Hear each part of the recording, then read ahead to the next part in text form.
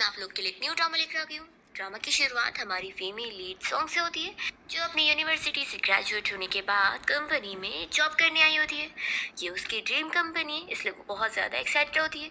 और तभी एचआर उसे बताती है कि वो कंपनी में जॉब करने से ज़्यादा लायक है एक नैनी की पोजीशन के लिए, इसलिए उन लोगों ने उसे नैनी की जॉब दे दी है। एचआर बताती है कि असल में जो हमारे कंपनी के प्रेसिडेंट है, उनका एक्सीडेंट हो गया था और वो डिसेबल हो चुके हैं, तो उन्हें पर्सनल केयर की ज़रूरत है। तो यहाँ सॉन्ग तो साफ मना कर देती है कि मैं कोई नैनी की जॉब नहीं करने वाली हूँ। पर फिर वो यहाँ नैनी की जॉब करने के लिए कंपनी के सीईओ मिस्टर फुयन के घर पहुँच जाती है काम करने। और वो बड़ी खुश होती है कि आखिर इतनी अच्छी जॉब कौन ही छोड़ सकता है, जिसमें सैलरी 20,000 मिल रही है, ऊपर से इतने सारे इंश्योरेंस और फंड्स भी, तो इसमें तो मेरा फ़ायदा ही फ़ायदा है। ऊपर से ये नैनी की जॉब कम बल्कि मुझे वैकेशन ज़्यादा लग रही है। ऐसा सोचते हुए वो तो बड़े में मज़े में फ्रूट की इंजॉय कर रही होती है। इतने में फिर उसे कॉल आती है और कॉल पर सॉन्ग की आंटी उससे पूछ रही होती है कि मैंने सुनी कि तुम्हें कंपनी के प्रेसिडेंट की नैनी की जॉब मिली है, तुम्हें छुट्टी मिलेगी कि नहीं, तुम्हारे पेरेंट्स तुम्हें बहुत ही मिस कर रहे हैं। तो फिर सॉन्ग बताती है कि जब उसे वीकेंड पर एक दिन की छुट्टी मिलेगी तो उस दिन वो घर आएगी। फिर कॉल रखने के बाद यहाँ पर सॉन्ग अपने आप को समझाने लगती है कि वो जॉब इसलिए करना चाहती है ताकि वो अपने मॉम डैड के हियरिंग एड को वापस से चेंज करवा सके। और वो सोचती है कि बस कुछ महीने जॉब करने के बाद फिर मैं इस जॉब को क्विट करके एक अच्छी जॉब ढूंढूंगी। फिर वो सोचने लगती है कि वैसे मैं इतनी देर से यहाँ पर आई हूँ, लेकिन अभी तक मुझे वो प्रेसिडेंट मिला नहीं, मुझे उसे अपनी ड्यूटी रिपोर्ट करना था। आखिर इतने बड़े विला में जहाँ पर ओशन भी नजर आ रहा है, वो कहाँ पर है। फिर हम हमारे मेन लीड फुयन को देखते हैं, जो कि यहाँ बीच के पास होता है और वो अपनी रिपोर्ट देखकर बहुत अपसेट होता है। तभी इतने में यहाँ पर उसके पास सॉन्ग आ जाती है और वो बड़ी खुश हो रही होती है कि उसने सुनी है कि कंपनी का जो प्रेसिडेंट है वो बहुत ज़्यादा काइंड है और सभी को बहुत ही अच्छे से ट्रीट करता है। तो ये सोचती है कि फिर तो इसके लिए काम करना कितना आसान होगा। वो तुरंत ही उसका पेपर उसे उठा के देती है और कहने लगती है कि हेलो मिस्टर फुयन, मैं आपकी नैनी हूँ और मेरा नाम सॉन्ग है। तो वो उसे पेपर ले लेता है और उसे गेट आउट बोलता है। तो यहाँ सॉन्ग तो शॉक हो जाती है। फिर इतने में फुयन के पास उसका छोटा भाई शाओ आया होता है और वो कहने लगता है कि भाई आप बिना बताए ऐसे बाहर क्यों आ गए। फिर शाओ यहाँ सॉन्ग को देखकर तुरंत ही उसे पहचानता है और कहने लगता है कि तुम ही वो नैनी हो ना। कहता है कि तुम मेरे भाई को इग्नोर करो, असल में मैंने ही तुम्हें जॉब का ऑफर दिया था। वो पूछता है कि तुम्हें सच में नैनी की जॉब करनी है ना, और तुम्हें क्या क्या काम आते हैं। तो सॉन्ग बताने लगती है कि उसे मसाज करना आता है क्योंकि उसके पेरेंट्स का मसाज पार्लर है। तो फिर यहाँ पर शाह बहुत ज़्यादा खुश हो जाता है कि ये तो कितनी अच्छी बात है। तुम्हें तो पता ही है कि मेरे भाई की हालत क्या है, तो उसको टाइम टू टाइम पैर पे मसाज देना है ताकि फिर वो जल्दी ठीक हो जाए। तो यहाँ पर सॉन्ग इस चीज़ के लिए तुरंत ही एग्री करती है और यहाँ पर फिर शाह उससे बहुत ही खुशी में उसका नंबर मांगता है कि वो उसे काम वगैरह के बारे में समझा सके। तो यहाँ पर जब वो नंबर सेव करने लगता है तो उसे नंबर 88 नाम के सेव कर रहा होता है। तो सॉन्ग सोचती है कि यानी मेरे से पहले 87 नैनीज आ चुकी है। फिर सॉन्ग अपने चली जाती है और शाओ फुयन को बनाने लगता है कि भाई प्लीज हम इस नैनी को रख लेते ना, मैं आपको यहाँ अकेले घर में छोड़कर नहीं जा सकता हूँ, मुझे आपकी बहुत फिक्र होती है। फुयन कहता है कि तुम्हारी मर्जी, लेकिन देखना मैं 3 दिन में ही इसे यहाँ से निकाल दूंगा। दूसरी तरफ सॉन्ग रूम में यहाँ अपने लगेज में से सारे कपड़े वगैरह को निकाल रही होती है। इतने में उसे फिर शाओ का कॉल आता है और वो कहने लगता है कि तुम्हारा सबसे पहला टास्क ये कि तुम्हें कोई ना कोई रास्ता निकालना होगा मेरे भाई के मसाज करने का। अगर तुमने ये कर ली तो फिर तुम टेस्ट पास कर लोगी इस जॉब को पाने के लिए। ऐसे बोलकर वो तुरंत ही कॉल कट करता है और ये चीज़ सॉन्ग को बहुत ही अजीब लग रही होती है कि मसाज करने के लिए भी क्या कोई रास्ता निकालना पड़ता है। वो सोचती है कि अच्छा मैं समझ गई, यानी कि पेशेंट कोऑपरेटिव नहीं है इसलिए। फिर वो फुयन के पास जाती है और कहती है कि बॉस आपका मसाज का टाइम हो गया है। तो यहाँ पर फुयन साफ मना कर देते हैं कि मुझे ज़रूरत नहीं है, तो गेट लॉस्ट हो जाओ। वो कहती है कि लेकिन मुझे तो मिस्टर शाओ की तरफ से ऑर्डर मिले और मेरा काम है हर दिन आपको पैर पे मसाज देना, तो आप चुपचाप से कॉपरेट करो। तो फिर वो कह देता है कि तुम्हें मेरे भाई ने यहाँ पर जॉब दी है ना, तो अगर तुम जॉब नहीं खोना चाहती हो तो तुम बस अपना काम करो और मेरे सामने इनविजिबल रहो। तो वो गुस्सा होती है और सोचती है कि इसका कैसा एटीट्यूड है। उसे कहने लगती है कि हर रोज आपका ख्याल रखना ही मेरी जॉब है, तो वो तो मुझे करनी होगी ना। फिर वो उसे पानी ला कर देती है और कहती है कि पहले आप पानी पी लो और शांत हो जाओ। तो यहाँ पर फिर फुयन तो उस पानी के ग्लास को नीचे गिरा देता है और कहता है कि अब तुम इसे क्लीन करो। तो फिर सॉन्ग जैसे झाड़ू लाने जाती है तो वो कहता है कि झाड़ू से नहीं, मेरे टाइल्स बहुत ही ज़्यादा इंपॉर्टेंट है, इसलिए उसे हाथ से उठाओ। मैं मन में सोच रही होती कि कोई बात नहीं, मुझे सैलरी के लिए सब कंट्रोल करना ही होगा। फिर वो मान जाती है और तुरंत ही फिर हाथ से ही वो सारे कांच को उठा लेती है। फिर वो क्लीनिंग करने के बाद कहती है कि देखो अब मैंने काम कर दी हूँ, तो अपने मेन काम पर आते हैं, मैं आपको मसाज दे देती हूँ। तो फिर वो मना करता है कि मैंने बोला ना मुझे ज़रूरत नहीं है, और अपनी व्हील चेयर यहाँ पर बढ़ाने वाला होता है।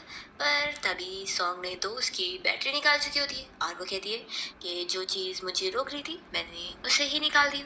वो गुस्से में उसे फिर बैटरी डालने बोलते हैं। तो सॉन्ग कहती है कि हाँ मैं बैटरी डाल दूंगी, बस एक बार मसाज हो जाए। फिर वियन अपने हाथ से ही फिर व्हील चेयर को लेके जाने की कोशिश कर रहा होता है टायर को घुमाकर, पर तभी सॉन्ग उसे रोकने को करती है और उसी के ऊपर ही गिर जाती है।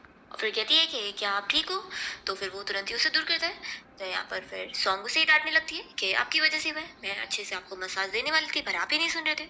तो फिर वो मान जाता है कि अच्छा ठीक है। सॉन्ग बहुत ज़्यादा हैप्पी हो जाती है कि चलो फिर मेरी हाई पेमेंट जॉब अब सिक्योर्ड हो चुकी है, मेरा काम बन गया।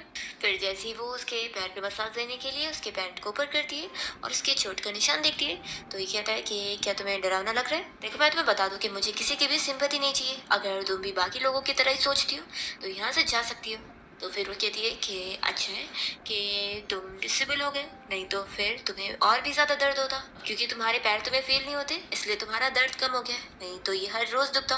तो फुयन कहता है कि कुछ दर्द विजिबल होते हैं लेकिन कुछ होते हैं जो इनविजिबल होते हैं। तो फिर सॉन्ग उसे समझाने के लिए एक एग्जाम्पल देती होती है कि जैसे सोचो मैं एक रिस्पॉन्सिबल पर्सन हूँ, इसलिए अगर आज मुझे ये मसाज देने का काम नहीं करने पाता तो मुझे बहुत ज़्यादा गिल्ट में पेन फील होता। लेकिन सोचो अगर मैं इरिस्पॉन्सिबल पर्सन होती ना, तो मुझे तो इस काम से छुटकारा मिलके बहुत ही शांति मिलती। फेन पूछता है कि लेकिन अब तुम्हारा काम हो गया तो तुम्हें अब कोई दर्द नहीं होगा ना? तो वो कहती है कि ऑफ कोर्स, क्योंकि मैं रिस्पॉन्सिबल पर्सन हूँ और मेरा टास्क कंप्लीट हो गया इसलिए मैं बहुत खुश हूँ। तो फुयन बस उसकी बातें सुन रहा होता है। तो स्टीरियो और हम देखते हैं यहाँ पर शाओ को, जो कि सीसीटीवी फुटेज में इन लोगों को देख रहा होता है और बहुत ही खुश होने लग जाता है कि फाइनली मेरा भाई किसी की केयर लेने के लिए माना। तो आज तक वो रेडी नहीं हो रहा था और यही सब देखकर वो खुशी के मारे रो रहा होता है। फिर हम देखते हैं कि सॉन्ग जब यहाँ फुयन का रूम क्लीन कर रही होती है, तो उसे यहाँ पर उसकी ये एक रिपोर्ट पता लगती है और साथ ही में मेडिसिन वगैरह भी। तो उसे समझ आता है कि यानी वो अपने आप को मारने की कोशिश करता रहता है और इतनी सारी पेन किलर भी रखा हुआ है। तभी तो मिस्टर शाओ को भी मिस्टर फुयन की मेंटल स्टेट की इतनी फिक्र है। वो सोचती है कि नहीं, मुश्किल से तो मुझे ये जॉब मिली है, वो भी इतनी अच्छी, तो मैं तो इस जॉब को कभी खो नहीं सकती हूँ। फिर वो सोचती है कि वैसे मुझे इतने देर से मिस्टर फुयन कहीं दिखाई नहीं दे रहे, कहीं ऐसा तो नहीं कि वो फिर से मरने चले गए होंगे। मैं ऐसा नहीं होने दे सकती, मुझे जल्दी से जाकर उन्हें ढूंढना होगा। फिर हम देखते हैं यहाँ पर फुयन को, जो कि टेरेस के पास से बाहर का पानी का व्यू देख रहा होता है और वो अपना पास्ट याद कर रहा होता है। असल में वो बहुत ही अच्छे से कंपनी मैनेज कर रहा था और उसके डैड ने उसे अपनी शन फैमिली की कंपनी संभालने को भी दिए थे।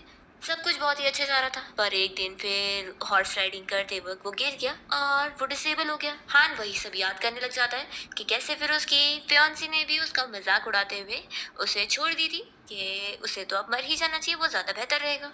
फिर यही सब याद कर रहा होता है कि तभी तभी यहाँ पर सॉन्ग आ जाती है और तुरंत ही उसका हाथ पकड़ के उसे रोकने लग जाती है कि चाहे जो हो जाए, आप कितने भी दर्द में क्यों ना हो, लेकिन आप ऐसे बिल्डिंग से कूद कर मर नहीं सकते। तो यहाँ पर फुयनो से कहता है कि आखिर कौन मरने आया है, मैं तो बस बोर हो रहा था इसलिए मैं यहाँ पर फ्रेश एयर लेने आया हूँ। सॉन्ग कहती है कि ऐसा क्या, फ्रेश एयर ले रहे थे?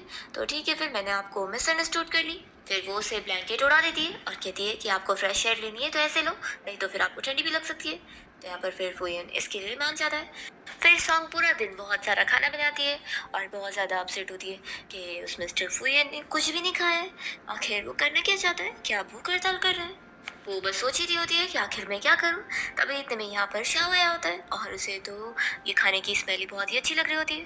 तभी फिर वो सॉन्ग को ऐसे देखकर पूछता है कि तुम्हें क्या हुआ, क्या कुछ प्रॉब्लम है? तो फिर वो उसे बताती है कि उसने उसकी मेंटल स्टेट ठीक करने के लिए सुबह से अलग अलग अच्छे अच्छे खाने बनाई थी। पहले तो उसने ब्रेकफास्ट में उसे जो बना के दी तो उसने ये बोलकर नहीं खाया कि वो तेल वाली चीज़ नहीं खाता। फिर उसने कुछ हेल्दी सा खाना बना कर दी तो उसने वो भी उसे नहीं खाया। और फिर रात में उसने कुछ सी फूड आइटम बनाई तो वो भी उसने नहीं खाया कि उसे भूख नहीं है। तो ये सारी चीज़ें सुनने के बाद यहाँ पर शाओ भी परेशान हो जाता है कि इसका क्या किया जाए। फ्रोंगो से बताता है कि वैसे जब मेरे भाई हमेशा काम में बिजी रहते थे तो वो एक ही बार दिन में खाना खाते थे, और कभी अगर टेस्ट ना पसंद आए तो सच में कुछ भी नहीं खाते थे। तो सॉन्ग सोच रही होती है कि लेकिन मैं अपने बॉस को ऐसे भूखे तो नहीं रख सकती ना, आखिर मुझे इतनी हाई पेइंग जॉब कहीं और कैसे मिलेगी। तभी जैसे यहाँ पे फुयन आया होता है तो वो यही सोच रहा होता है कि मैंने पूरा दिन उसे परेशान किया, पर ये अभी तक सब बर्दाश्त कर रही है। तभी सॉन्ग कहती है कि बॉस, लगता है अब आपको भूख लग रही होगी ना, क्या खाओगे? तो वो कह देता है कि मैं कुछ नहीं खाऊंगा। सॉन्ग कहती है कि अच्छा बॉस, ये बता दो कि डिनर में क्या खाओगे? तो कह देता है कि तुम खुद सोचो। ऐसे बोलकर चला जाता है, और सॉन्ग उसे आवाज़ देकर कह रही होती है कि बॉस बता देते तो अच्छा रहता, आखिर मैं कैसे गेस करूँ कि आप क्या खाएंगे। फिर यहाँ पर शाओ से पूछते हैं कि तुम्हें लगता है मेरा भाई कुछ खाएगा? तो ये कहती है कि फिक्र मत करो, मैं कुछ ना कुछ ऐसा करने वाले हूँ कि वो खा के रहेंगे। फिर नेक्स्ट मॉर्निंग सॉन्ग फुयन के लिए यहाँ पर फ्राइड राइस बनाकर लेकर आती है। तो वह कहने लगता है कि दिखने में तो बड़ा अच्छा दिख रहा है, लेकिन तुम्हें क्या लगता है मैं ऐसे खा लूंगा? और फिर वो खाने की लालच में आकर उसे उठाने जा रहा होता है, पर जल्दी से सॉन्ग उस खाने को उठा लेती है और कहती है कि कोई बात नहीं, अगर आप नहीं खाएंगे तो मैं खा लेती हूँ, मैं वेस्ट थोड़ी ना होने दूंगी। अरे वाह, ये तो कितना ज़्यादा टेस्टी है। ऐसे वो बहुत ही खुश होकर पूरा फिनिश करती है, और फुयन बस फिर ललचाता रह जाता है। यहाँ पर फिर सॉन्ग उसकी बैटरी निकाल देती है, तो वो कहता है कि तुमने फिर वही काम करी। फिर वो उसके मुंह में जल्दी से लॉलीपॉप डाल देती है और कहने लगती है कि मेरे पास स्ट्रॉबेरी फ्लेवर है और तुम्हारा वाला चॉकलेट। अच्छा है ना, मुझे तो ये फ्रिज में मिला था। तो फिर वो बताता है कि तुम्हें पता है, घर में ऐसी स्वीट वाली चीज़ें सिर्फ मेरा भाई खाता है, और उसने तो जब वो 15 ईयर्स का था तभी से खाना छोड़ दिया। तो वो शौक हो जाती है कि यानी ये 10 साल से फ्रिज में था। वो जल्दी से उसके मुंह से वो लॉलीपॉप निकालती है और उसे पानी ला कर देती है पीने के लिए, और कहने लगती है कि मुझे नहीं पता था कि वो एक्सपायर हो चुका है। और फिर यहाँ पर परेशान होने लग जाती है कि मैं अपने बॉस को मारना थोड़ी ना चाहती हूँ, मुझे इतनी अच्छी जॉब कहाँ ही मिलने वाली है। सॉन्ग उससे बहुत सारी चीज़ें शेयर कर रही होती है कि उसके मॉम डैड उसे बहुत सारे ऐसे भी खाने बना कर देते थे जो वो लोग फ्रीज़र में रखते थे, और फिर वो बाद में गर्म करके खा लिया करती थी।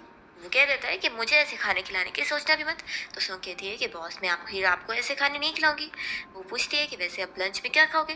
तो फुयन कह देता है कि मुझे कुछ नहीं खाना, और चला जाता है। फिर रात में हम देखते हैं कि फुयन को बहुत भूख लग रही होती है, और वो किचन में आता है तो उसे एक कटोरा फ्राइड राइस मिल जाता है, और वो उसे तुरंत ही गर्म करके फिर एंजॉय करता है, और उसे बहुत ही टेस्टी लगता है। नेक्स्ट मॉर्निंग जब यहाँ शाओ किचन में आती है तो उसे वो कटोरा खाने मिलता है, तो वो बहुत ज़्यादा खुश होती है कि फाइनली उसने खाना तो खाया।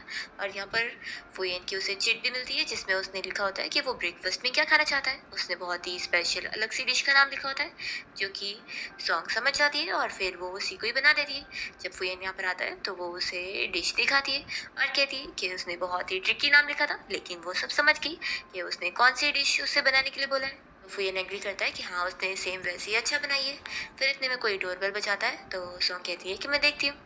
तो यहाँ पर फुयन खाने को देखकर खुश हो रहा होता है कि वैसे इस लड़की की कुकिंग स्किल्स तो सच में बहुत ही अच्छी है। यहाँ पर फुयन का फ्रेंड और उसकी एक्स फियांसी लेना आई होती है, और इन दोनों को देखकर सॉन्ग पूछती है कि आप लोग कौन है? तो हान बताता है कि हम लोग फुयन के फ्रेंड हैं।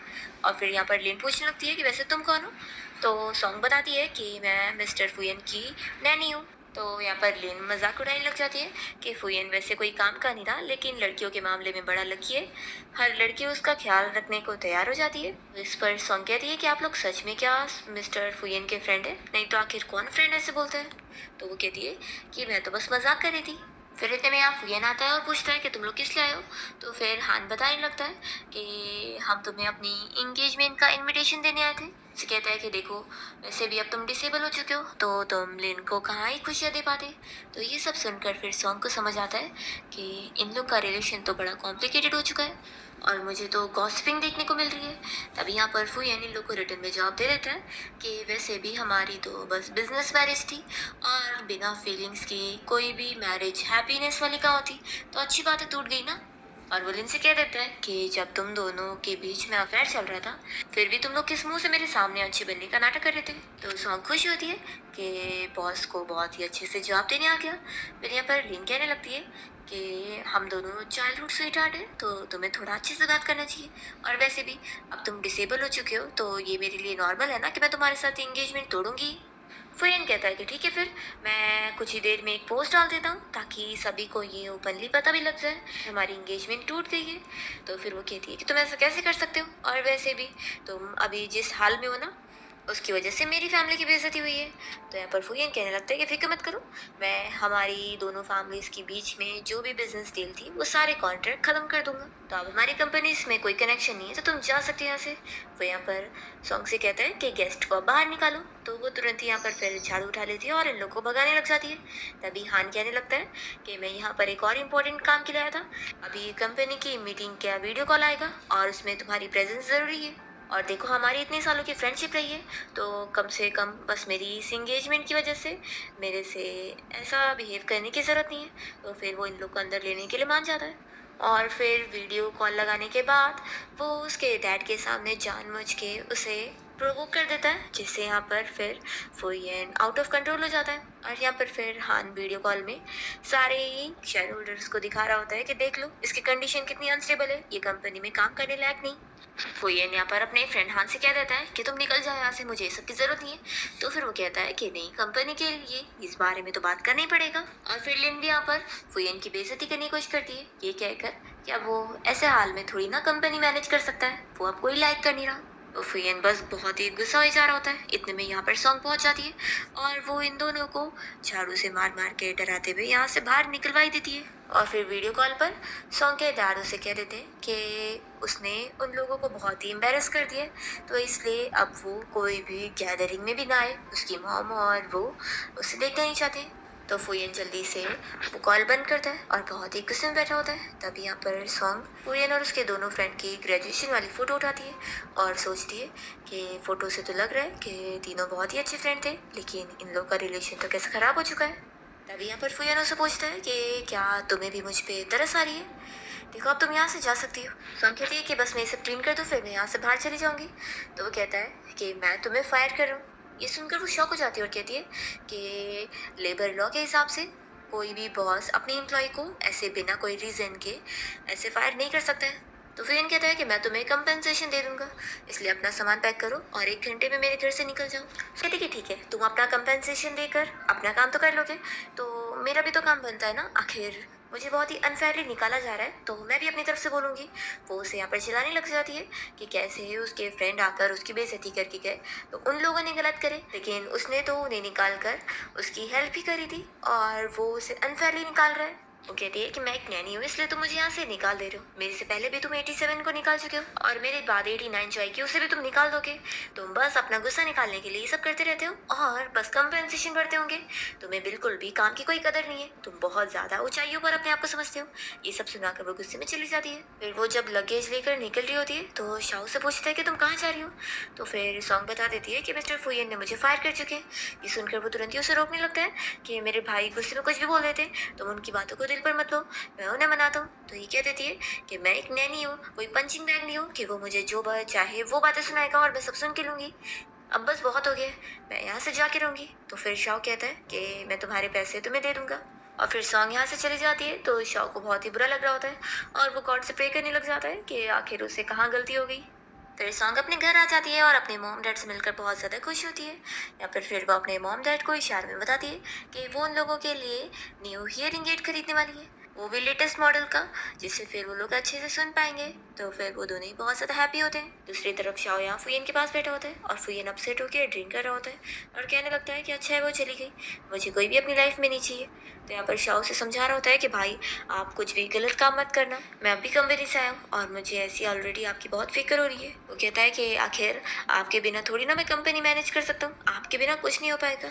तो फुयन कहने लगता है कि बहुत टाइम पहले से ही मैं तो कोई काम का नहीं बचा था और अब तो मैं बिल्कुल भी कंपनी नहीं संभाल पाऊंगा। तो तुम्हें तो पहले ही इस बात की तैयारी करके रहनी चाहिए थी कि मेरे जाने पर तुम सब कैसे करते।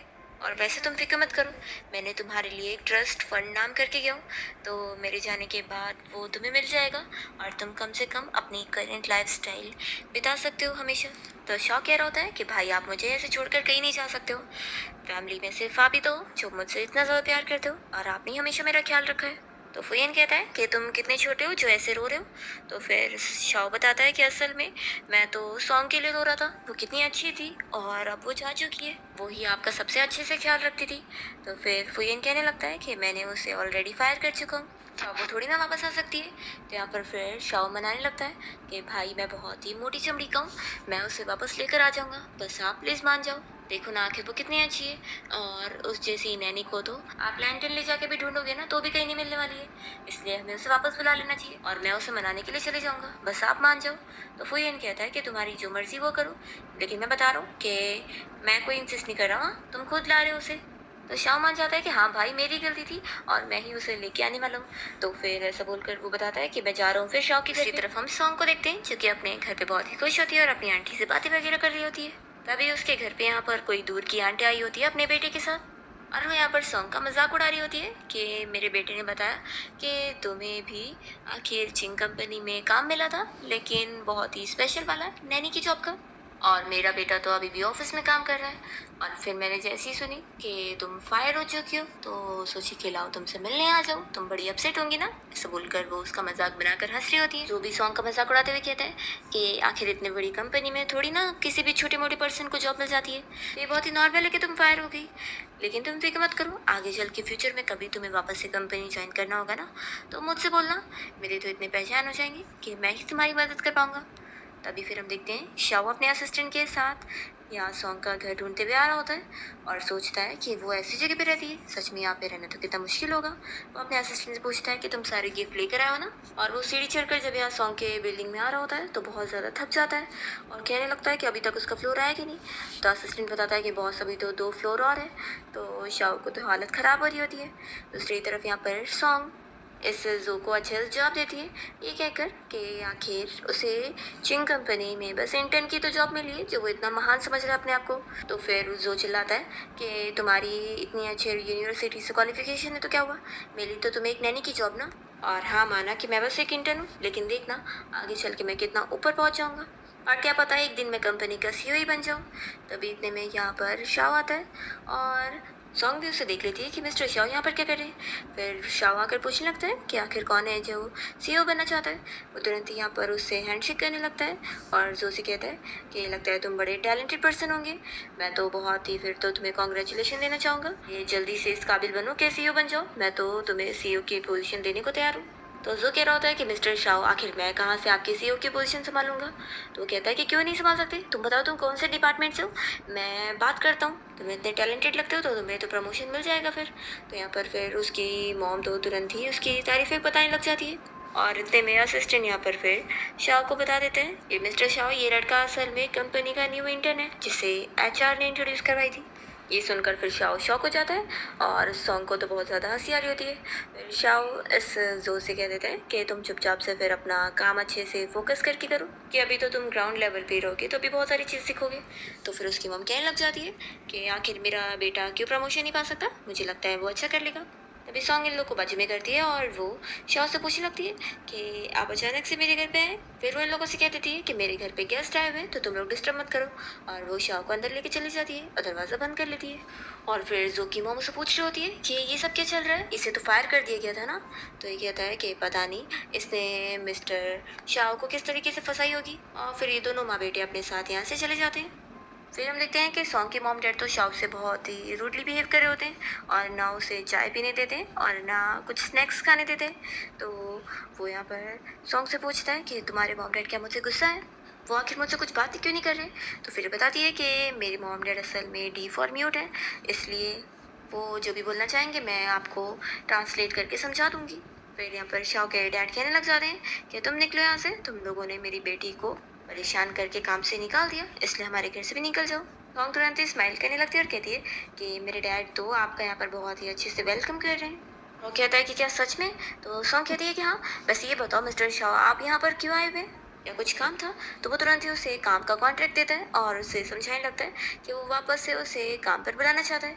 तो यहाँ पर शाह की आंटी कहने लग जाती है कि अब क्या हो गया, जो पहले उसे निकाल चुके थे और वो अब वापस बुला रहे हैं। तो फिर वो अपने भाई की जगह इन लोगों से माफ़ी मांग रहा होता है कि मेरे भाई से गलती हो गई है, वो ऐसा जानबूझ के नहीं करना चाहता था, वो बस अपनी बीमारी की वजह से ऐसे ही हो चुका है कि हमेशा गुस्सा करता रहता है, लेकिन वो दिल का बहुत ही अच्छा है और उसने ही हाँ बोला है उसे बुलाने के लिए। वो कहता है कि तुम फिक्र मत करो, इस बार तो मैं तुम्हारी सैलरी भी बढ़ा रहा हूँ और अब तुम्हारी सैलरी पूरी 30,000 है। तो सॉन्ग और उसकी आंटी तो बहुत ज़्यादा खुश हो जाते हैं कि इतनी ज़्यादा पैसों से तो फिर वो अपनी मॉम डैड की 3 सर्जरी भी करवा लेगी। फिर वो कहने लगती है कि ठीक है, मैं इतनी भी अनरीज़नेबल पर्सन नहीं हूँ, मैं वापस काम पर आ जाऊँगी। लेकिन वो कहती है कि कल लेकिन वीकेंड है। तो वो कहता है कि फ़िक्र मत करो, कल तो तुम्हारी छुट्टी है ही और अब से मैं तुम्हें 2 दिन की छुट्टी दिया करूँगा हर हफ़्ते। तो सॉन्ग तो बहुत ही खुशी-खुशी जल्दी से फिर साइन कर लेती है और काम के लिए मान जाती है। और फिर जैसे ही यहाँ से शाओ चला जाता है, तो सॉन्ग अपने मॉम डैड से बात करने लगती है। यहाँ पर उसके मॉम डैड फ़िक्र कर रहे होते हैं कि क्या वो सच में ऐसी जगह पे वापस काम करना चाहना चाहती है। तो वो कहती है कि आप लोग फ़िक्र मत करो, वहाँ पर मेरा काम बहुत ही अच्छा चल रहा था और वैसे भी अब तो सैलरी भी बहुत ज़्यादा बढ़ गई है। फिर दूसरी तरफ हम देखते हैं कि शाओ को उसके डैड का कॉल आता है और वो चिल्ला रहे होते हैं कि वो आखिर कहाँ पर है और आधे दिन से वो कंपनी नहीं आया। तो वो पूछ रहे होते हैं कि क्या वो वापस से अपने भाई को देखने चला गया। तो शाओ कह रहा होता है कि आप तो जानते हैं भाई की कंडीशन कैसे चल रही है, तो अगर मैं उससे देखने आ गया तो क्या हो गया। तो वो उसे डांटने लग जाते हैं कि तुम तुरंत ही कंपनी आओ और कंपनी का काम संभालो। तो शाओ फिर यहाँ घर से बाहर से चला जाता है और इसे फिर यहाँ पर देखकर फुयन सोचता है कि सॉन्ग नहीं आई, लगता है वो नहीं मानी काम के लिए। फिर नेक्स्ट मॉर्निंग सॉन्ग अपने मॉम डैड के साथ ब्रेकफास्ट एंजॉय कर रही होती है और बहुत ज़्यादा खुश होती है। दूसरी तरफ फुयन यहाँ अपने घर पे अकेला महसूस कर रहा होता है और सॉन्ग को ही याद कर रहा होता है। दूसरी तरफ फुयन का भाई शाओ अपने कंपनी में सारा काम संभाल रहा होता है और बहुत ही परेशान होता है और सोचता है कि वैसे ऐसा क्यों लग रहा है जैसे मैं कोई ज़रूरी काम भूल गया। मॉर्निंग में हम देखते हैं कि फुयन फिर अपना शेव कर रहा होता है और वो अभी भी बहुत ही अपसेट होता है। तभी इतने में उसे सॉन्ग की आवाज़ आती है जो कि उसे मॉर्निंग विश कर रही होती है और पूछ रही होती है कि उसे क्या ब्रेकफास्ट करना है। तो ये सुनकर वो खुश हो जाता है कि वो वापस आ गई। फिर वो बहुत ही अच्छे से तैयार होकर यहाँ बाहर आके बैठता है और फिर सॉन्ग फुयन को ब्रेकफास्ट ला कर देती है। तो वो उसे देखे जा रहा होता है तो वो पूछती है कि क्या मेरे फेस पर कुछ लगा हुआ है। तो फिर वो कहता है कि आखिर तुम 2 दिन से घर क्यों नहीं आई, क्या कुछ हुआ था क्या। तो फिर वो कहती है कि कुछ नहीं, तो मैं तो अपनी छुट्टी एंजॉय कर रही थी, वीकेंड्स था। तो फिर वो कहता है कि क्या। तो यहाँ पर फिर सॉन्ग उसे बताती है कि एम्प्लॉय कॉन्ट्रैक्ट में साफ साफ मेरी वीकेंड की छुट्टी के बारे में लिखा है, तो आप क्या चाहते थे कि मैं छुट्टी वाले दिन यहाँ पर ओवर टाइम वर्क करूँ। अभी इतने में सॉन्ग को फुयन की हॉर्स राइडिंग वाली फ़ोटो फ्रेम मिलती है। तो वो पूछने लगती है कि आपको हॉर्स राइडिंग करना बहुत ही पसंद है। तो फिर वो अपसेट होकर कहता है कि कुछ खास नहीं।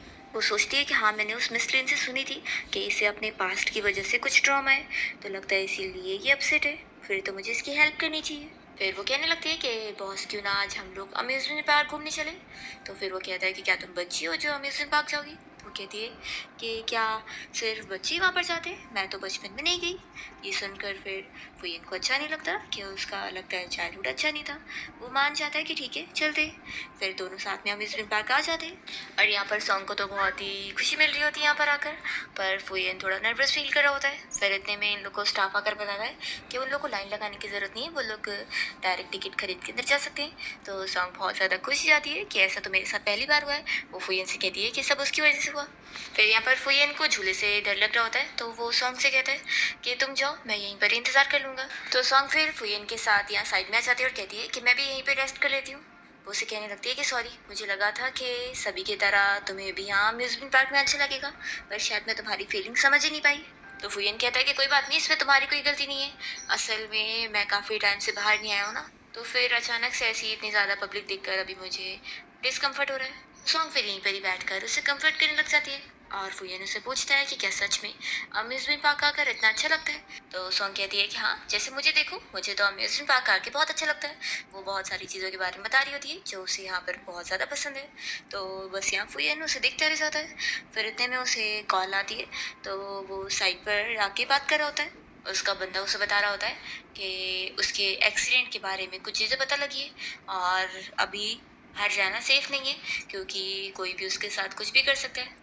तो फुयन कह रहा होता है कि अभी तो मैं बाहर ही हूँ, लेकिन मैं किसी ऐसे पर्सन के साथ हूँ जो मुझे बहुत ही दिल से प्रोटेक्ट करता है। फिर सोनिया फुयन को पानी पीने को देती है और उसे देखकर सोच रही होती है कि वो बिल्कुल उसे अपनी कैट की तरह लगता है। जैसे एक कैट को भी बाहर जब लेकर आओ तो इतने सारे लोग देखकर वो नर्वस होती है, तो वो सोच रही होती है कि इसका भी मुझे कैट की तरह बहुत ही अच्छे से ख्याल रखना है। फुयन अब झूला झूलने के लिए मान जाता है तो सॉन्ग काफ़ी शौक होती है और खुश हो जाती है कि चलो, कैट अब बहुत ज़्यादा ब्रेव हो गई है और वर्ल्ड को एक्सप्लोर करने के लिए मान गई है। फिर वो यहाँ उसे झूले पे बैठा कर कहती है कि डरो मत, तुम अच्छे से कर लोगे। और फिर दोनों यहाँ पर झूले की राइड एंजॉय करते हैं। फिर नेक्स्ट मॉर्निंग सॉन्ग फुयन ओह! की फोटो को लगा रही होती है। तो वो पूछता है कि तुम ये क्या कर रही हो। तो फिर वो बताती है कि कल उसने जो उसकी फ़ोटो क्लिक करी थी वो उसे यहाँ पोस्ट कर रही है, ताकि फिर जब भी वो इस फ़ोटो को देखेगा तो उसे खुद को खुश देखकर अच्छा फील होगा। वो कहती है कि मैं बस जल्दी से ब्रेकफास्ट रेडी करती हूँ। फिर इतने में यहाँ घर पे शाओ आया होता है और वो बहुत ज़्यादा ख़राब हालत में होता है और कहने लगता है कि मुझे कुछ खाने को दो। तो सॉन्ग पूछती है कि मिस्टर शाओ आप यहाँ पर खाने के लिए आए हो। तो वो बताने लगता है कि मैं पूरे 3 दिन और 4 रात से कंपनी में ओवरटाइम वर्क कर रहा हूँ और ओह! पता है मैंने सिर्फ 10 घंटे की नींद लिया। तो ये सुनकर वो कहती है कि सच में फिर तो आप जिंदा है, यही बहुत बड़ी बात है। फिर शाह बताने लगता है कि मैं तो कंपनी में काम कर करके इतना परेशान हो गया हूँ कि वो बंदा जो था जिस इंटर्न से मैं उस दिन मिला था, अगर वो मेरी प्रेसिडेंट की पोजीशन लेना चाहे ना तो मैं गिव अप करने को तैयार हूँ, वो ले लिया कर। तो कहती है कि फिर तो छोड़ ही दो, क्योंकि वो इस लायक करनी है। आप क्यों ना अपना खाने पे फोकस करो, आपको भूख लगी है ना। और फिर यहाँ पर वो फुयन की कल वाली फोटो देख लेता है तो कहता है कि ये कब क्लिक करें। तो फिर सॉन्ग बताती है कि कल हम लोग अम्यूजमेंट पार्क घूमने गए थे। ये सुनकर वो शौक हो जाता है और कहने लगता है कि भाई आपने फिर मुझे क्यों नहीं लेकर गए, मुझे भी तो वहाँ पर जाना है। तो फिर कहता है कि तुम तो ओवर टाइम वर्क कर रहे थे ना। तो फिर शौक कहने लगता है कि वैसे भाई आप वहाँ पर चले कैसे गए, आप तो पहले तो मानते नहीं थे। तो फिर कहता है कि अब तुम ज़्यादा क्वेश्चनिंग मत करो। फिर सॉन्ग ने यहाँ ब्रेकफास्ट रेडी कर दी होती है तो शाओ जल्दी से कुछ उठा के खा लेता है और कहता है कि मैं इसे लेके भी जा रहा हूँ, अब मुझे और कंपनी में जाके ओवर टाइम वर्क करना है। फिर वो चला जाता है और यहाँ पर ब्रेकफास्ट करने के बाद कोई आया होता है तो सॉन्ग बाहर देखने जाती है। कोई मिस्टर ली आया होता है और वो बताने लगता है कि वो फुयन का फ्रेंड है। तो फिर सॉन्ग उसे और डिटेल पूछ रही होती है क्योंकि उसे शक हो रहा होता है कि पिछली बार की तरह कोई वापस से खराब बंदा तो नहीं है। पर यहाँ पर फिर फुयन खुद ही आता है और बताता है कि ये मेरे डॉक्टर है। फिर यहाँ डॉक्टर अंदर आने के बाद फुयन का चेकअप करने जा रहा होता है और वो सॉन्ग से कहता है कि तुम बाहर जाओ। तो वो कहती है कि क्या मैं नहीं देख सकती हूँ। तो यहाँ पर फिर फुयन कहता है कि इसे देखने दे दो, नहीं तो फिर वो बुरा मान जाएगी, आखिर वही तो मेरा अब तक ध्यान रख जाएगी। तो फिर ये सुनकर सॉन्ग खुश होती है। फिर डॉक्टर बताने लगता है कि उसके पैर में तो थोड़ा सा इम्प्रूवमेंट आया है और धीरे धीरे ऐसी ट्रीटमेंट करके वो पूरे तरीके से ठीक हो पाएगा। तो ये सुनकर सॉन्ग तो बहुत ज़्यादा खुश हो जाती है कि यानी मिस्टर फुयन फिर खड़े हो सकते हैं और वो चल पाएंगे। तो फिर ये कहता है कि अभी से एक्साइटेड होने की ज़रूरत नहीं है और हाँ, इस बारे में बाहर के लोगों को नहीं पता लगना चाहिए, क्योंकि फुयन की लाइफ ऐसे रिस्क में है, तो कुछ भी हो सकता है। तो वो कहती है कि मैं इस बात को सीक्रेट रखने वाली हूँ। फिर यहाँ पर डॉक्टर ये भी बताने लगता है कि फुयन का ट्रीटमेंट अच्छे से होने देने के लिए उसका मूड भी हमेशा अच्छा रहना चाहिए, तो इसलिए उसे हमेशा खुश रखना होगा। तो ये कहती है कि फिर तो ये तो बहुत ही मुश्किल काम होगा, क्योंकि ये पूरा कैट की तरह हमेशा पता नहीं किस बात के लिए गुस्सा हो जाता है और इसे कौन सर्व कर सकता है। फिर डॉक्टर कहता है कि चलो अब मैं चलता हूँ, तुम यहाँ इसका मसाज धीरे धीरे करते रहना, ऐसा वो समझा कर चला जाता है। तो सॉन्ग कहती है कि ठीक है मैं याद रखूंगी। तभी यहाँ पर फुयन गुस्सा हो रहा होता है और सॉन्ग से कहने लगता है कि मैं इतना भी ज़्यादा कोई रूड नहीं हूँ और मेरा ख्याल रखना कोई इतना भी ज़्यादा मुश्किल नहीं है। तो सॉन्ग बहुत स्माइल करते हुए कह रही होती है कि ठीक है मैं समझ गई। नेक्स्ट सीन में सॉन्ग जब बाहर की क्लीनिंग कर रही होती है तभी यहाँ पर लिन और हान फिर से आए होते हैं और लिन सॉन्ग से कहने लग जाती है कि मैं तुम्हें बता दूं कि तुम फुयन की वाइफ बनने की कोशिश कर रही हो तो वो सब नहीं छोड़ दो, क्योंकि वो डिसेबल है, उसके साथ कोई फ्यूचर नहीं बनेगा तुम्हारा। तो सॉन्ग नाटक करने लगती है कि आखिर गंदी कचरे की स्मेल कहाँ से आ रही है, ओह तुम दोनों ही वो कचरे हो, चलो जल्दी से यहाँ से निकल जाओ। वो इन लोग को भगाने लग जाती है पर ये लोग नहीं मान रहे होते हैं और फुयन को बुलाने बोलते हैं। तभी फुयन खुद ही बाहर आ जाता है और सॉन्ग से पूछता है कि तुम इन लोगों के ऊपर टाइम क्यों वेस्ट कर रही हो। तो यहाँ पर फिर हान बताने लगता है कि हम तुम्हें अपनी एंगेजमेंट पार्टी के लिए बुलाए, कल हमारी एंगेजमेंट है, तो याद से आना, तुम्हारा आना बहुत ज़रूरी होगा, क्योंकि आखिर हमारा इतना अच्छा रिलेशन रहा है। तो अगर तुम इकलौते गायब रहोगे ना तो फिर हमारे बारे में लोग क्या सोचेंगे। सॉन्ग को गुस्सा आ रही होती है और वो इन लोग को बातें सुनाने लगती है कि वो लोग झूठा क्लोज बनने का प्रिटेंड क्यों कर रहे हैं। तभी यहाँ पर फुयन मान जाता है कि मैं आऊँगा। तो यहाँ पर लिनो से कहने लग जाती है कि वैसे तुम्हारी ये नैनी बिल्कुल अच्छी नहीं है, अच्छा रहेगा कि इसे चेंज कर लो। तो सॉन्ग फिर बदले में इन लोग को अच्छे से मजाक उड़ाकर इन्हें जवाब देती है और इन लोगों को यहाँ से भगा के रहती है। और फिर यहाँ फुयन अंदर आ जाता है। सॉन्ग उसके पैर में मसाज देते हुए उसे कहती है कि ये एंगेजमेंट पार्टी तो बस एक ट्रैप है, तो भी फिर वो क्यों जा रहा है। तो फुयन फिर सॉन्ग को बताता है कि जो लोग भी उसे नुकसान पहुंचाना चाहते थे वो लोग चाहते हैं कि वो कभी खड़ा ना हो पाए और हमेशा ऐसी हालत में रहे। तो सॉन्ग कहती है कि मैं समझ गई, यानी तुम उन लोगों के गार्ड्स डाउन करना चाहते हो कि तुम सच में कभी खड़े नहीं हो सकते, ताकि वो लोग इस गलत फहमी में चले जाए और खुश हो जाए और फिर एक बार जब तुम ठीक हो जाओगे तो तुम उनसे अपना बदला लोगे। तो कहता है कि हाँ तुम बहुत ही स्मार्ट हो। फिर फुयन कहता है कि तुम्हारी एबिलिटी तो बहुत ही स्ट्रांग है कि तुम कंपनी में काम कर सकती हो, तो तुम यहाँ नैनी की जॉब करने क्यों आई। तो फिर वो बताती है कि असल में मैंने कंपनी में प्लानिंग डिपार्टमेंट में ही अप्लाई करी थी, पर पता नहीं उन लोगों ने मुझे सिलेक्ट ही नहीं करे और बोले कि मैं नैनी की पोजीशन के लिए लायक हूँ, और इस तरीके से मैं तुम्हारी नैनी बन गई। तो फिर फुयन समझ जाता है कि ज़रूर सिलेक्शन प्रोसेस में किसी ने गड़बड़ी की है। फिर यहाँ पर लिन तो बहुत ज़्यादा गुस्सा हो रही होती है और हान से कह रही होती है कि तुम ही ने इंसिस्ट करे थे कि हम उसे जाकर पर्सनली इनविटेशन दे, देखा हमारा ही फूल बन चुका है उधर जाकर।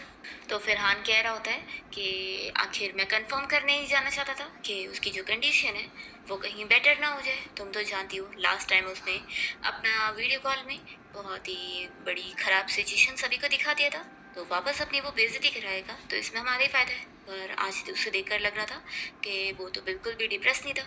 तो लिन कह रही होती है कि उसकी तुम फिक्र मत करो, मुझे तो लगता है कि वो पूरा बर्बाद ही होने वाला है, और वैसे भी एक दिन कंपनी हमारी होके रहेगी। फिर हम देखते हैं कि एंगेजमेंट पार्टी की अरेंजमेंट बहुत ही अच्छे से हुई होती है, और यहाँ पर वो ये अपने भाई शाओ और सॉन्ग दोनों को लेकर पहुँचता है। पर जो अंदर जाने के लिए रास्ता होता है वहाँ पर सीढ़ी होती है। तो फिर ये लोग सोच रहे होते हैं कि वो लोग फिर अंदर कैसे लेके जाएंगे व्हीलचेयर को लेके। फुयन कहता है कि फिक्र मत करो, अगर मुझे अंदर नहीं जाने मिलेगा तो ये एंगेजमेंट पार्टी स्टार्ट ही नहीं होगी। असल में यहाँ पर जो भी गेस्ट आए होते हैं वो फुयन को अंदर ना जाते हुए देखकर सोचते हैं कि जब वो नहीं जा पा रहा है तो हम कैसे पहले जा सकते हैं, क्योंकि कोई भी फुयन से पंगा नहीं लेना चाहता है। यहाँ पर हान और लिन को इस बारे में पता लग जाता है कि फुयन की वजह से बाकी लोग भी अंदर नहीं आ पा रहे, तो वो सोच रहे होते हैं कि वो लोग उसकी जानबूझ की बेइज्जती कराने की कोशिश कर रहे हैं ताकि अगर वो ठीक हो तो अंदर खुद ही आ जाए। तो ये लोग बस एक्सपेरिमेंट ही कर रहे होते हैं ताकि उन्हें पता लगे कि वो इस सच में ठीक तो नहीं हो गए। यहाँ पर बाकी लोग खड़े खड़े थक जाते हैं और शॉ की तो हालत ख़राब हो रही होती है, वो नीचे बैठ जाता है और सॉन्ग यहाँ पर वेन की व्हील चेयर पे सहारा ली होती है, तो वो उसे अच्छे से बैठाने को करता है और वो पूरे ही उसके पे बैठ जाती है। ये देखकर वेन का भाई काफ़ी शौक होता है। सॉन्ग फिर स्माइल कर रही होती है और तभी इतने में फुयन की हालत ख़राब होने लगती है, तो वो जल्दी से उठ जाती है और कहती है कि क्या तुम ठीक हो। तो फुयन सोच रहा होता है कि उसे अपने पैर थोड़े मोमेंट के लिए फील हुए। वो कहता है कि कुछ नहीं, मैं ठीक ही हूँ। फिर इतना देर हो जाने के बाद हान और लिन यहाँ पर आते हैं, तो फिर सॉन्ग उन लोग को बातें सुनाने के लगती है और कहती है कि अब देर उधर खड़े क्या हो, तुम्हारा फ्रेंड है ना ये, तो तुम दोनों आकर इसे उठा कर अंदर लेके जाओ। तो फिर उन लोग को मानना पड़ता है, वो लोग इसे उठा के अंदर लाते हैं। तभी यहाँ पर फुयन को चक्कर आ रहे होते हैं और वो बेहोश हो रहा होता है। तो सॉन्ग उसकी बहुत फिक्र करती है और कहती है कि मैं अभी आपको हॉस्पिटल लेके चलती हूँ। वो लोग यहाँ से चले जाते हैं और शॉ इन लोग को धमकी दे देता है कि अगर मेरे भाई को कुछ भी हुआ ना, मेरी फैमिली तुम लोग को छोड़ेंगी नहीं। और फिर वो लोग चले जाते हैं। तो यहाँ पर सारे गेस्ट सोचते हैं कि मिस्टर फुयेनी जब यहाँ से चले गए अभी ऐसी हालत में, तो हम लोग को भी चले जाना चाहिए, ये एंगेजमेंट पार्टी बहुत ही अनलकी है। फिर वो सभी भाग जाते हैं और ये लीन और हान बस देखते रह जाते हैं। फिर लोग हॉस्पिटल में आ जाते हैं और फुयन अब ठीक होता है, तो उसका भाई शॉ समझ जाता है कि वो कैसे जाकर हान को इसके लिए सबक सिखा सकता है और इसे कंपनी से निकलवा सकता है। फिर वो अपना आइडिया सोच कर चला जाता है और सॉन्ग यहाँ पर फिर वो हमसे पूछ रही होती है कि जब उसको चोट पहुँची थी तो उसे बहुत दर्द हुआ होगा ना, तो कहता है कि हाँ, पर मन में सोच रहा होता है कि अभी नहीं, लेकिन क्योंकि अब तुम मेरी क्यों हो। तभी वो कह रही होती है कि वैसे तो मैं तुम्हारा दर्द नहीं कम कर सकती और ना समझ सकती हूँ। उसे कहती है कि तुम्हें जब भी मेरी हेल्प की ज़रूरत हो तो तुम मुझे बुला सकते हो। जिस दिन छुट्टी वाली भी दिन रहेगी तो मैं उस दिन तुम्हारे लिए फ्री में बिना ओवर टाइम पे के काम कर दूंगी। सॉन्ग उसे कहने लगती है कि वैसे भी हम दोनों का जो रिलेशन है वो बहुत सारे एम्प्लॉय से ज़्यादा तो फ्रेंड्स वाला है। तो ये सुनकर वो अपसेट हो जाता है, वो सोच रहा था कि वो कुछ और ही बोलने वाली है। यहाँ पर सॉन्ग उसे कह देती है कि तुम फिक्र मत करो, मैं कभी अपने फ्रेंड्स को डेट नहीं करती हूँ। वो उसे समझाने लगती है कि मैं तुम्हें छोड़कर अब कहीं नहीं जाने वाली हूँ, क्योंकि देख लो हर चीज़ का रिलेशन टूट जाता है, बस एक फ्रेंडशिप ही है जो हमेशा लाइफ टाइम तक साथ रहती है। तो बहुत ज़्यादा गुस्सा हो गया होता है और कहता है कि तुम अब बाहर जा सकती हो। तो सॉन्ग सोचे पड़ जाती है कि क्या मैंने कुछ गलत बोल दी। फिर जब वो बाहर निकलती है तो यहाँ पर शाओ अपने डैड को लेकर आया होता है और बताने लगता है कि डैड ये भाई की नैनी है, इसका नाम सॉन्ग है। वो कहता है कि तुम क्यों मुझे बताए जा रहे हो, क्या ये सॉन्ग के पास मुँह नहीं है। तो यहाँ पर फिर सॉन्ग जानबूझ के फिर म्यूट बनने का प्रिटेंड करती है। तो कहते हैं कि अच्छा तो तुम गूंगी और बहरी दोनों। फिर शाह बता रहा होता है कि डैड भाई की कोई गलती नहीं है, उल्टा आप तो जानते ही है कि कैसे लीन ने पहले मेरे भाई को चीट करी है और हान ने भी, और उन लोगों ने भाई के साथ गलत किया है। तो फिर डैड कह रहे होते हैं कि तुम्हारा भाई कोई छोटा बच्चा नहीं है, उसे वो सब सह के लेना चाहिए था। आखिर लीन के डैड के साथ मेरा बहुत ही अच्छा रिलेशन है और वो सब बिजनेस कॉन्ट्रैक्ट उसकी वजह से अब खराब हो गया है। शॉ यहाँ पर जितना ही फुयन की साइड ले रहा होता है उतना ही उसके डैड अगेंस्ट होते हैं और कहते थे कि वो उसकी साइड ज़्यादा ना ले और जाकर कंपनी में काम करे। फिर वो यहाँ जल्दी से फुयन के वार्ड में आ जाते हैं और उसे देखकर कहने लगते हैं कि तुम तो परफेक्टली फाइन हो। तो कहता है कि लगता है आप डिसअपॉइंटेड हो गए हो, तो उसके डैड चिल्लाते हैं कि तुम्हारे कहने का मतलब क्या है। कहता है कि आप डिसअपॉइंटेड होंगे कि मैं मरा नहीं, आखिर आपकी नज़रों में मैं वर्थलेस जो हूँ। तो उसके डैड कहते हैं कि ठीक है, मैं तुम्हें छोड़ रहा हूँ। लेकिन वो उसे समझाने लगते हैं कि दोबारा वो लिन और हान की शादी में जाकर कोई भी प्रॉब्लम ना डाले और अपने भाई को भी बार बार मिलने के लिए ना बुलाए, क्योंकि वो उसे समझा देते हैं कि उसे अभी कंपनी में काम करना जरूरी है। सॉन्ग बाहर से झाँक कर ये सब सुन रही होती है और वो देख रही होती है कि फुयन कैसे अपसेट हो गया अपने डैड की बातें सुनकर। वो सोचती है कि मैंने ऐसी ही उसे ठीक करी थी और वो इतना खुश हो गया था, उसके डैड की वजह से वो वापस से पूरा अपसेट हो चुका है। वो सोचती है कि नहीं, मैं अपनी कैट को ऐसे परेशान होने नहीं दे सकती हूँ। फिर वो उसे चीयर करने के लिए अंदर आ जाती है और वो उसके डैड को इशारों में बात करते हुए बहुत ज्यादा चिल्ला रही होती है कि वो होते गाना उसकी कैट को परेशान करने वाले, वो उन्हें यहाँ से जाने के लिए बोल रही होती है। तो फिर वो कहते हैं कि लड़की तुम क्या हरकत कर रही हो। तो अभी वो नहीं चुप हो रही होती है और उन्हें चिल्लाई जा रही होती है। तो फुयन कहता है कि डैड आपको एक डीफ और म्यूट पर्सन से ऐसे पंगे नहीं लेना चाहिए। तो उसके डैड डर के मारे यहाँ से भाग जाते हैं और फिर उसके डैड को भगा के यहाँ पर वो बैठ जाती है और कहने लगती है कि बॉस मेरी एक्टिंग बहुत ज़्यादा अच्छी थी ना। तो फिर कह रहा होता है कि हाँ तुम तो हर रोल प्ले कर सकती हो। सॉन्ग से फिर पूछने लगती है कि आपको पता है मैं इशारों में क्या बोल रही थी, कि आप दुनिया के सबसे बेस्ट बॉस हो और सबसे बेस्ट ब्रदर भी। तो फुयन अपनी तारीफ सुनकर खुश हो जाता है और कहने लगता है कि लेकिन मैं इतना भी अच्छा नहीं हूँ। तो वो कहती है कि नहीं आप हो। वो उसे बताने लगती है कि वो उसके साथ जिंदगी भर। तो ये सुनकर वो खुश हो रहा होता है कि वो उसे कन्फेशन कर रही है। पर यहाँ पर वो बोलने जा रही होती है कि वो जिंदगी भर उसके लिए काम करेगी और एक अच्छी एम्प्लॉय रहेगी। तो फिर वो कहता है कि हाँ मैं तुम्हारे मुंह से और क्या एक्सपेक्ट ही कर सकता था। वो कहता है कि हाँ तुम अच्छी एम्प्लॉय हो, ठीक है अब बाहर जाओ मुझे सोने दो। फिर सॉन्ग यहाँ से बाहर चली जाती है और तभी इतने में फुयन को अपनी कंपनी से कॉल आ जाता है और उसे पता लग जाता है कि उसने सही अंदाज़ा लगाया था।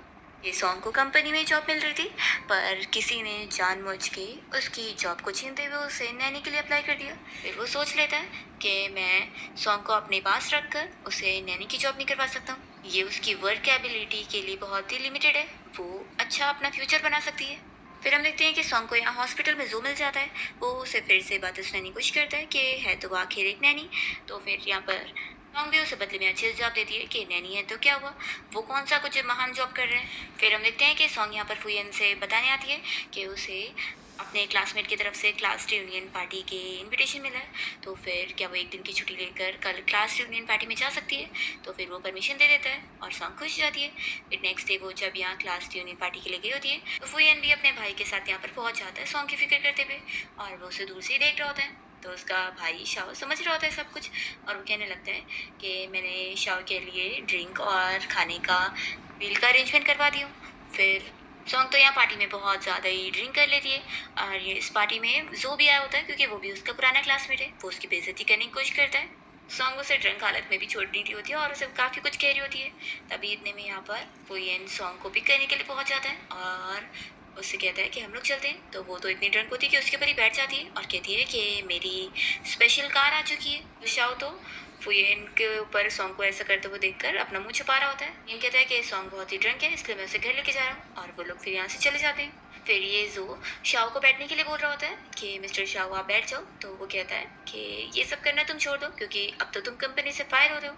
तुम्हारे फ्रॉड के बारे में हमें पता लग गया है कि तुमने कंपनी की एम्प्लॉय सिलेक्शन में कुछ गड़बड़ी करे हो और अब तुम बचोगे नहीं, तुम तो अब पूरी इंडस्ट्री में ही ब्लॉक्ड हो जाओगे, कहीं तुम्हें काम नहीं मिलेगा। तो फिर यहाँ पर इसके सारे क्लासमेट इसके बारे में सारी चीज़ें सुन लेते हैं। और दूसरी ओर हम देखते हैं कि सॉन्ग फुयन के साथ जब कार से जा रही होती है तो वो ड्रंक हालत में उसे काफ़ी सारी बातें कर रही होती है। फिर वो बीच में उसे अपना डॉग भी समझ लेती है और बताने लगती है कि उसका डॉग एक दिन उसे छोड़कर जा चुका है। तो वो कहता है कि फिक्र मत करो, मैं तुम्हारे डॉग की जगह तुम्हें प्रोटेक्ट करूंगा। सॉन्ग उसे हक करते हुए सो जाती है। फिर नेक्स्ट मॉर्निंग वो काफ़ी लेट उठती है। तो फुयन से कहने लगती है कि मैं इतना लेट उठी।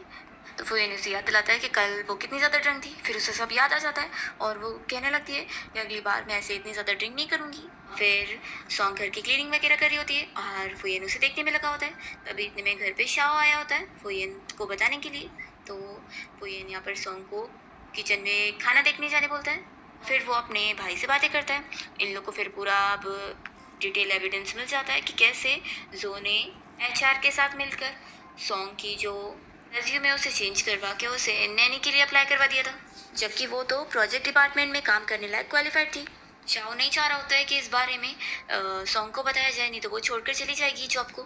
पर यहाँ पर वो ये नहीं मानता है और कहता है कि ये उसका फ्यूचर है, वो डिसाइड करे। फिर वो उसे अपने पास बुलाता है और बता देता है कि कैसे उसकी कंपनी में ये सारी मिस्टेक हुई है। और गलती से उसे नैनी की जॉब मिली, जबकि वो तो प्रोजेक्ट डिपार्टमेंट में काम कर सकती है। ये सुनकर यहाँ पर सॉन्ग शॉक होती है और सोचती है कि वैसे तो मेरा ड्रीम था कंपनी में जॉब करना, तो आखिर मैं थोड़ी अपसेट क्यों गई हूँ। वो कहता है कि तुम्हें मेरे बारे में सोचने की जरूरत नहीं है, तुम्हें अपना ड्रीम पूरा करना होगा। मुझे पता है तुम बहुत ही अच्छी हो, इसलिए तुम मेरा भी फिक्र कर रही हो, लेकिन मैं अपना ख्याल रख लूंगा, तुम अपना ड्रीम जॉब पूरा करो। तो फिर सॉन्ग पूछने लगती है कि दोनों जॉब में से किसकी सैलरी ज़्यादा है। तो शाह कह रहा होता है कि ऑफ कोर्स तुम मेरे भाई के लिए काम करोगी तो बहुत ज़्यादा सैलरी है, उल्टा मैं तो तुम्हारी और बढ़ा दूंगा। तो फुयन उसे चुप कराता है और सॉन्ग से कहता है कि नहीं, तुम्हें जो चाहिए तुम वो चूज़ करो। तो फिर वो डिसाइड कर लेती है कि मैं कंपनी में काम करूंगी। तो फुयन उसे गुड लक विश कर रहा होता है, पर शाओ अपसेट हो जाता है कि मेरे भाई का कौन ख्याल रखेगा। वो कहता है कि ठीक है मैं जा रहा हूँ आप कंपनी में काम करने, और वो चला जाता है। और फुयन फिर सॉन्ग से कहता है कि तुम मेरे साथ थोड़ा बैठ कर बातें करोगी, तो वो मान जाती है और दोनों फिर काफ़ी सारी बातें करते हैं। और सॉन्ग ये कह रही होती है कि वो चाहती है कि फुयन हमेशा खुश रहे, हैप्पी रहे, क्योंकि वो उसका बॉस है, वो उसे हमेशा सेफ देखना चाहती है। तो वो कहता है कि ठीक है मैं हमेशा खुश रहूंगा। फिर नेक्स्ट डे सॉन्ग अपना कंपनी में काम करने पहुंचती है और यहाँ पर फुयन उसके बिना बहुत ही अपसेट फील कर रहा होता है। और वो सोचता है कि आज उसके बिना मेरा फर्स्ट डे और पहले दिन में इतना अपसेट लग रहा हूँ। फिर हम देखते हैं कि फुयन अपने भाई के साथ यहाँ कंपनी में घूमने आ जाता है, खास करके सॉन्ग को देखने के लिए। सॉन्ग जब उसे देखती है तो शॉक हो जाती है और वो जल्दी से जाके छुप जाती है। फिर दोनों मैसेज पे बात करते हैं। वो कहती है कि एक्चुअली मैं बहुत ही सरप्राइज हो गई थी कि आप अचानक से यहाँ पर कैसे। तो फिर वो कहता है कि वो थोड़ा फ्रेश एयर लेने आया था और उसे देखने भी। फिर वो बता रही होती है कि उसका काम बहुत अच्छा चल रहा है। फिर यहाँ पर वो अपने ऑफिस में आकर भी उससे मैसेज बातें कर रहा होता है। फिर जब फुयन के डैड को पता लगता है कि वो यहाँ कंपनी आ गया है, तो वो उसे चिल्लाने लगते हैं कि तुम अपनी नैनी के बिना ऐसा अकेले क्यों आ गए हो, अगर तुम्हें कुछ हो जाएगा तो फुयन अपने डैड से कहता है कि डैड एक शर्त लगाते हैं, अगर मैंने जो इन्वेस्टर के बारे में सोचा हूँ अगर वो कंपनी में इन्वेस्टमेंट कर देता है और कंपनी को फायदा होता है, तो आप मुझे कंपनी में आने देंगे और काम करने देंगे। के डैड इस शर्त के लिए मान जाते हैं और कहते हैं कि लेकिन अगर तुम हार गए तो चुपचाप से तुम घर पे बैठोगे और रिकवर होगे और कंपनी के डिसीजन मेकिंग में बिल्कुल भी पार्टिसिपेट नहीं करोगे। तो फुयन अपने डैड से डील कर लेता है। दूसरी तरफ लिन को तो फुयन के ऊपर बहुत ज़्यादा गुस्सा आ रही होती है कि वो वापस से कंपनी में काम करना चाहता है। तो यहाँ पर हानो से कहता है कि फिक्र मत करो, हम लोग उसे कंपनी से निकलवा के रहेंगे। उसने अपने डैड के साथ परफॉर्मेंस के ऊपर डील करा है कि अगर वो एक इन्वेस्टमेंट जीत लेता है तो फिर कंपनी में काम करेगा, लेकिन वो इन्वेस्टमेंट मैं उससे छीन के रहूँगा। मैं अभी जाकर मिस्टर वांग से बात करता हूँ। फिर सॉन्ग फुयन के पास एक फाइल में साइन लेने आई होती है और तभी यहाँ पर वो डायरेक्टर को फुयन से प्रोजेक्ट के बारे में बातें करते हुए सुनती है और उस प्रोजेक्ट के बारे में सुनकर ही वो बताती है कि ये तो मेरा यूनिवर्सिटी वाला टॉपिक है, मैंने इस पर काफ़ी रिसर्च करी थी, तो क्यों ना आप मुझे भी अपने टीम में शामिल कर लें, मैं इस प्रोजेक्ट पर काम करना चाहती हूँ। फिर डायरेक्टर तुरंत ही मना करने लगता है कि बॉस आखिर आप इसे कैसे ले सकते हैं, ये तो बस एक इंटर्न है। तो फुयन उसे चिल्लाता है कि इंटर्न है तो क्या हुआ, बीच में मत पड़ो। और वो सॉन्ग को काम दे देता है कि ठीक है मैं तुम्हें इस प्रोजेक्ट की इंचार्ज बना रहा हूँ। तो सॉन्ग बहुत ज़्यादा हैप्पी हो जाती है और कहती है कि मैं अपना बेस्ट दूंगी।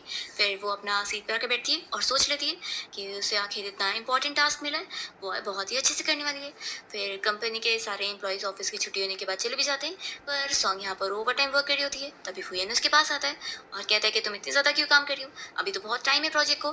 तो कहती है कि नहीं, मैं अपना बेस्ट देने वाली हूँ, आखिर आपने मुझे इतना इंपॉर्टेंट काम दिए और मैं एक इंटर्न हूँ, फिर भी मुझे इतनी बड़ी रिस्पॉन्सिबिलिटी मिली है तो मैं इसे पूरा करके दिखाऊंगी। फिर वो अपना और वर्क कर रही होती है, तभी यहाँ पर फुयन फिर उसकी हेल्प करने लग जाता है कि कुछ चीज़ें मैं तुम्हें समझा देता हूँ। सॉन्ग को जैसे ही फुयन का हाथ टच जाता है तो वो फिर उसकी तरफ और देखने लग जाती है और सोचती है कि वो काम करते वक्त तो कितना हैंडसम लगता है। फिर फुयन उसे कहता है कि तुम क्या देख रही हो। तो सॉन्ग कहती है कि कुछ नहीं बॉस, आप तो कितने ज़्यादा अमेजिंग हो, आपने मुझे इतनी इजीली ये सारी चीज़ें समझा दी, आप तो सबसे बेस्ट हो। फिर नेक्स्ट डे हम देखते हैं फुयन कहता है कि चलो आज का काम कंप्लीट हो गया तो आप घर चलते हैं और तुम मुझे घर छोड़ने चलोगी। फिर रास्ते में ये लोग स्ट्रीट फूड खाने जाते हैं और पहले तो फुयन इस खाने को अंडर एस्टिमेट कर रहा होता है, पर जब वो टेस्ट करता है तो उसे बहुत ज़्यादा पसंद आता है। नेक्स्ट डे दोनों साथ में कंपनी आते हैं, तभी यहाँ पर शाओ बताने लगता है कि सॉन्ग मुझे पता है कि तुम मेरे भाई की हेल्प करना चाहती हो, लेकिन ये प्रोजेक्ट मेरे भाई के लिए बहुत ही इंपॉर्टेंट है और अगर वो इसमें हार गए तो वो दोबारा कभी कंपनी नहीं ज्वाइन कर पाएंगे, इसलिए कैसे भी करके मेरे भाई को ये प्रोजेक्ट जीतना होगा।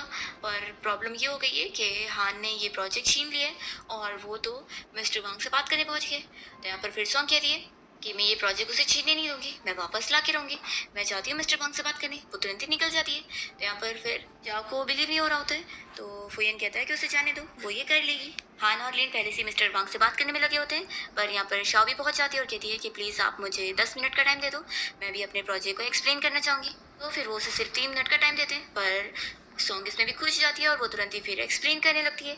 और तब यहाँ पर फुयेन और शॉ भी पहुंच जाते हैं और वो लोग भी सॉन्ग की ये प्रेजेंटेशन देखकर खुश होते हैं। फिर यहाँ पर मिस्टर वांग को यकीन आ जाता है कि इन लोग का प्रोजेक्ट बहुत अच्छा है और फिर फुयेन भी आकर मिस्टर वांग से बात करता है और वो लोग उसके साथ प्रोजेक्ट डील फाइनल कर लेते हैं। क्योंकि यहाँ पर फुयन दिखा देता है कि हान ने जो प्रोजेक्ट लाया है वो तो उसकी कंपनी का चोरी किया हुआ प्रोजेक्ट है और एविडेंस भी उसके पास है क्योंकि उसकी जो पीपीटी फाइल है उसमें उसका नाम लिखा हुआ है। फिर मिस्टर वांग भी खुश जाते हैं और फुयन और सॉन्ग के साथ ये बिजनेस डील फाइनल करके चले जाते हैं। सॉन्ग बहुत ज़्यादा हैप्पी होती है और फुयन से कहती है कि अब तो सेलिब्रेट करना बनता है, हम लोग इतना बड़ा प्रोजेक्ट जीत गए। अपने साथ पहले उसे सुपरमार्केट में शॉपिंग करने ले जाती है और फिर रास्ते में जो एक झाड़ के पास झूला आता है वहाँ पर वो झूल रही होती है और फुयन से बहुत सारी बातें करी होती है। तभी फुयन बस यही सोच रहा होता है कि वो बस अब यही चाहता है कि जल्दी से वो अपने पैरों पे खड़ा हो जाए और उसके साथ एक नॉर्मल लाइफ जी सके। यहाँ पर बारिश होने लग जाती है तो सॉन्ग को एक अम्ब्रेला मिल जाता है और वो उसके सहारे यहाँ पर फुयन को बारिश से बचा रही होती है और खुद भीग रही होती है। तो फुयन उसे पकड़ के अपने ऊपर बैठा लेता है और कहता है कि ऐसे हम दोनों ही नहीं भीगेंगे। फिर ऐसे दोनों साथ में यहाँ घर आ जाते हैं। पर रात में फुयन बहुत बीमार हो जाता है और उसको फीवर बढ़ गया होता है तो सॉन्ग उसका ख्याल रख रही होती है। फिर वो उसके डॉक्टर फ्रेंड को कॉल करके बुला लेती है और यहाँ पर गीले कपड़े से उसे पोंछ रही होती है। तभी यहाँ पर फुयन जाग जाता है और कहता है कि तुम आखिर मुझे कब तक टच करती रहोगी। तो वो तुरंत ही बहाने करती है कि मैं ऐसा बिल्कुल नहीं कर रही थी। अभी यहाँ पे जैसे ही वो डॉक्टर लिया था तो होता है कि शायद मैंने तुम लोग को डिस्टर्ब कर दिया। डॉक्टर अपना चेकअप कर रहा होता है और तभी सॉन्ग यहाँ पर फुयन के लिए एक स्पेशल सूप लेकर आती है ताकि वो जल्दी ठीक हो जाए। तो फिर इसका डॉक्टर फ्रेंड कहने लगता है कि वो मीठी सूप नहीं पीता है पर फुयन तो यहाँ पीने लग जाता है तो उसका फ्रेंड काफी शौक होता है और इन लोग को छोड़कर फिर चला जाता है। फिर नेक्स्ट डे सॉन्ग को पता लगता है कि आज फुयन का बर्थडे तो वो उसे कहती है कि आखिर कौन अपना बर्थडे ऐसे भूल जाता है, मुझे अभी तुम्हारे भाई शाह ने बताया। फिर वो उसके लिए एक बर्थडे सरप्राइज तैयार करती है उसे फायर शोज दिखाने के लिए। तो वो देखकर वो खुश होता है और तभी फायर को देख के यहाँ पर सारे गार्ड्स वगैरह आ जाते हैं उसे बुझाने के लिए और कहने लगते हैं कि बॉस आप ठीक तो हैं। तो ये लोग बताते हैं कि ये लोग यहाँ पर कोई खतरे में नहीं थे और वो लोग कुछ ज़्यादा ही सेफ्टी की फिक्र करते हैं। फिर हम देखते हैं कि फाइनली फिर फुयन अपने डॉक्टर फ्रेंड से ट्रीटमेंट लेने के लिए मान जाता है ताकि वो ठीक हो सके। यहाँ पर उसकी सर्जरी फिर सक्सेसफुल जाती है और सॉन्ग यहाँ पर फुयन के होश में आने का इंतजार करते हुए उसके पास ही बैठकर सो जाती है। फुयन अपने पास्ट ट्रॉमा को याद करते हुए सपने से जाग जाता है और वो यहाँ सॉन्ग को देखकर खुश होता है। जैसे ही वो उसके सर पे किस करने जा रहा होता है तभी यहाँ पर सॉन्ग जाग जाती है और फिर वो फुयन को तुरंत ही हक कर लेती है और कहने लगती है कि तुमने मुझे डरा दिया था, अच्छा वो तुम्हें होश आ गया, तुम ठीक हो। तभी यहाँ पर फिर शाव आ जाता है और वो जल्दी से फुयन को हक करके कहने लगता है कि अच्छा हो भाई आप ठीक हो गए। तो यहाँ पर फुयन तो उसे दूर कर देता है तो वो शौक होता है कि भाई आपने मुझे दूर कर दिया। तो यहाँ पर ये देखकर सॉन्ग स्माइल कर रही होती है। फिर सॉन्ग फुयन को मनाती है कि प्लीज़ क्या तुम मेरे घर पे चलोगे, मैं तुम्हें अपने फैमिली मेम्बर्स से मिलवाना चाहती हूँ। तो फिर वो शव के साथ सॉन्ग के घर पे पहुंचता है उसकी फैमिली से मिलने के लिए और वो उनके लिए गिफ्ट भी लेकर गया होता है और नर्वस हो रहा होता है। फिर यहाँ पर सॉन्ग की पूरी फैमिली घर से बाहर आ जाते हैं उन लोग को वेलकम करने के लिए और फिर यहाँ पर भी फुयन को देखकर बहुत खुश होते हैं और उसे इशारों में बात कर रहे होते हैं। सॉन्ग फुयन को अपने एक एक फैमिली मेंबर से मिलवाती है और यहाँ पर फुयन तो शौक रह जाता है कि उसके दोनों मॉम डैड जो है वो डिसेबल है और वो कैसे उनके साथ खुश है और ये पूरी फैमिली इतनी ज़्यादा हैप्पी है।